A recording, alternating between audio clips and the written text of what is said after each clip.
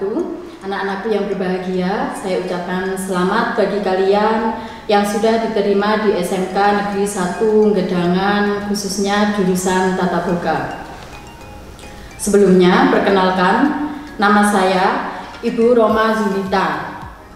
Saya selain sebagai pengajar, saya diberikan tugas tambahan sebagai Kepala Program Keahlian Tata Boga. Nah, jadi di sini saya akan menyampaikan materi tentang pengenalan jurusan khususnya Tata Boga. Pertama yang akan saya sampaikan profil guru. Nah, jadi anak-anak kalian harus paham, harus tahu, harus mengenal siapa saja guru yang mengajar di Produktif Tata Boga. Pertama ada saya sendiri. Saya mengajar kelas 10 di pengetahuan bahan makanan, kemudian kelas 11 dan 12 dengan mapel produk kreatif dan kewirausahaan. Kemudian yang kedua ada Bu Faridatun Nuria. Ya, beliau mengampu mata pelajaran pengetahuan bahan makanan dan ilmu gizi di kelas 10. Kelas 11 dan 12 beliau mengampu mata pelajaran produk kreatif dan kewirausahaan serta pengolahan dan penyajian makanan. Kemudian guru yang ketiga ada Bu Lutfi. Di kelas 10 beliau mengajar pengantar pariwisata, kemudian kelas 11 dan 12 beliau mengajar mata pelajaran produk bakery pastry. Nah, selanjutnya ada Pak Karjo. Beliau mengajar kelas 10 mata pelajaran keamanan pangan, sanitasi, hygiene dan keselamatan kerja, kemudian ilmu gizi.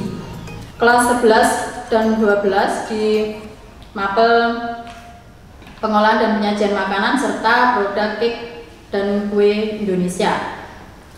Berikutnya ada Bu Dinda.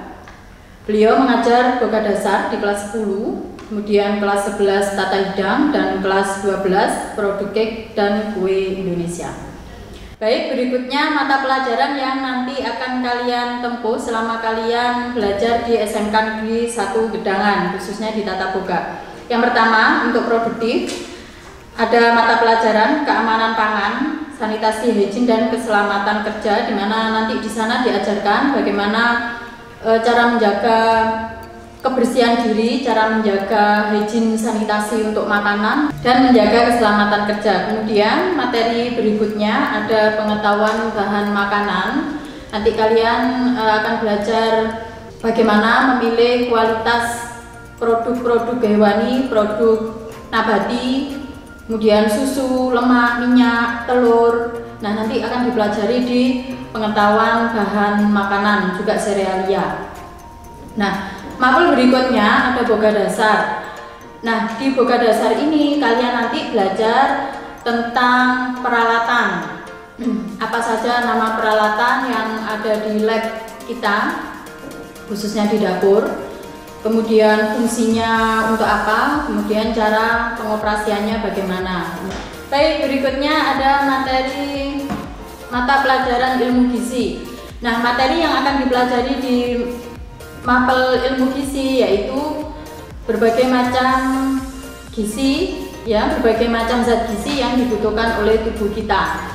Di antaranya ada karbohidrat, protein, lemak. Nah, nanti itu akan dipelajari di ilmu gizi. Selain itu juga nanti kalian akan belajar bagaimana cara menyusun menu, ya, untuk anak-anak, untuk ibu hamil, untuk ibu menyusui, untuk lansia dan untuk remaja juga. Nah, berikutnya nanti kalian di kelas 11, ya, kelas 11 dan 12 nanti akan mempelajari mata pelajaran yang pertama adalah tata hidang.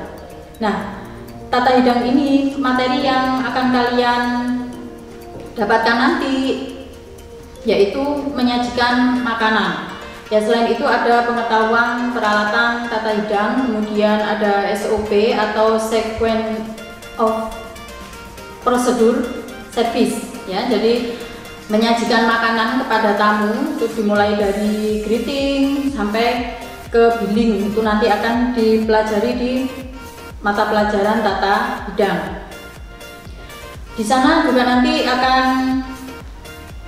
dipelajari tentang room service. Jadi bagaimana menangani tamu ketika pesanan itu ada di kamar.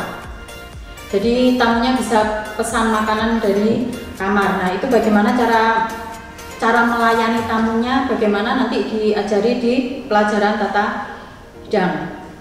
Minuman non alkohol juga nanti kalian akan diberikan materi bagaimana cara membuat minuman non alkohol, bagaimana cara membuat squash, membuat drink yang layer yang berwarna-warni bersap itu, yaitu nanti di tata hidang. Kemudian mapel berikutnya ada pengolahan dan penyajian makanan. Ini dibagi menjadi dua, ada pengolahan dan penyajian makanan Indonesia dan pengolahan serta penyajian makanan kontinental. Jadi kalau makanan Indonesia nanti ketemu materi makanan Nusantara dari Sabang hingga Merauke, itu nanti ketemu dipelajari di sana semua, mulai dari makanan Jawa sampai luar Jawa.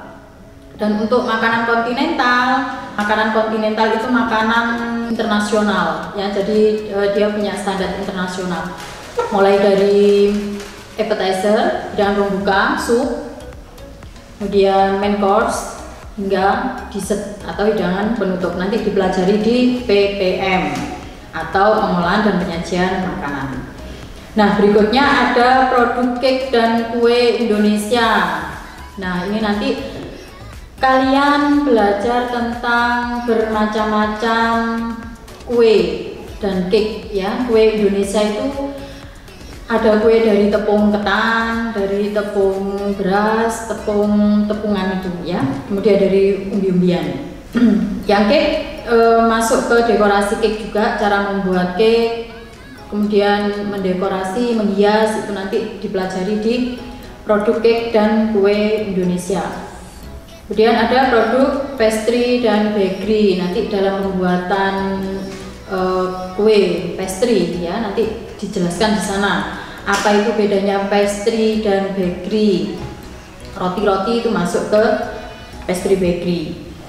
Nah, terakhir ada mapel produk kreatif dan kewirausahaan. Nah, nanti di sini dipelajari bagaimana kalian mencari peluang untuk berbisnis di bidang tata boga.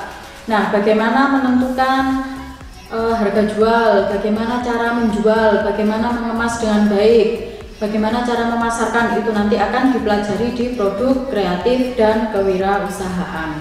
Kemudian ini saya akan menjelaskan apa yang harus kalian lakukan selama praktek ya. Nanti selama praktek yang harus diperhatikan, yang pertama adalah datang tidak terlambat ya, datang tepat waktu. Kemudian penggunaan seragam praktek harus lengkap, jadi mulai dari ujung rambut hingga ujung kaki, nah itu harus lengkap.